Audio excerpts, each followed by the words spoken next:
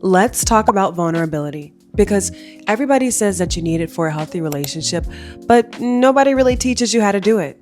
Most people don't struggle with vulnerability because they don't want to open up. That's not usually the case. Most times, people struggle with vulnerability because being vulnerable can feel unsafe. My name is Aubrey, your relationship coach, and I have a master's in marriage, couple, and family counseling. And what I see all the time is people want deep love, but they're protecting themselves so hard that it makes it impossible to obtain it. So let's fix that. Why does vulnerability feel so hard? Well, vulnerability can feel hard for 3 reasons. 1, fear of rejection. 2, fear of losing control. And 3, past experiences. For fear of rejection, you might be thinking, what happens if I share and they don't feel the same about me? Or what happens if I say this and they don't like this or they don't like me anymore? There's this idea that sharing something intimate about you will make you less likable or less loved. And that's not true. The fear of losing control. When you're being vulnerable, you don't have control over the outcome. You're really just sharing and expressing things out without knowing what's going to happen after. So that fear of losing control is valid, but that's also what's stopping you from having that fulfilling relationship. Past experiences. Now, you might have shared before, or you might have been vulnerable before, and you were dismissed or met with some negativity, and that made your brain say, we don't want to do that again. Fear of losing control, fear of rejection, and past experiences are all reasons why vulnerability seem hard. So now you might not be as vulnerable and you're okay with that, you're just fine, but you're also not being fully seen. What vulnerability actually is and what it isn't. Vulnerability isn't oversharing on the first date or crying 24/7. Being vulnerable is not being emotionally out of control. Being vulnerable is telling the truth about your feelings in real time, expressing your needs clearly, and letting somebody see you without all the filters, literally and figuratively. Here's how you can start practicing vulnerability in a healthy way. Small steps, baby steps. Start small. You don't have to dump everything out. Just start with simple truths, being honest about how you feel, even if it's the little things.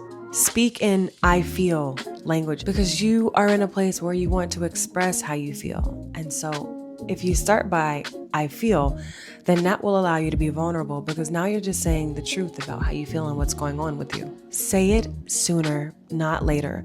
Vulnerability loses its power when you wait. If something happened on a Monday and you were wanting to share how you felt on a Monday, but you were scared of being vulnerable, now you wait till Friday, then we didn't really learn how to be vulnerable, did we? Detach from the outcome. Detach from the outcome. And yes, that is the hard part. But vulnerability is not about controlling the outcome.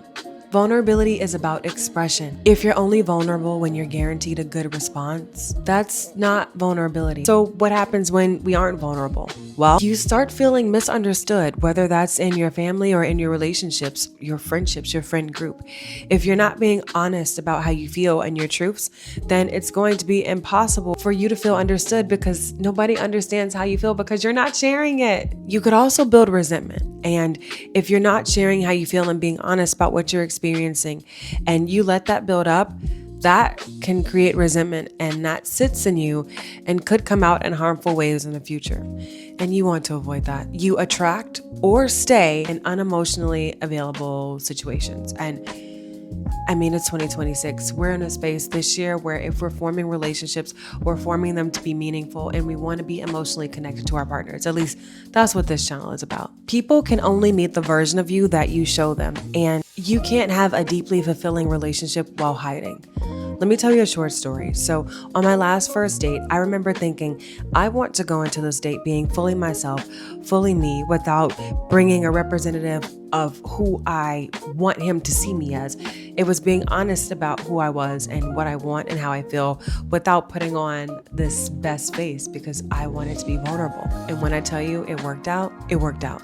Vulnerability is not about being fearless. It's choosing to be honest and truthful, even if there might be a risk. And the truth is, vulnerability doesn't push away the right person. One more time.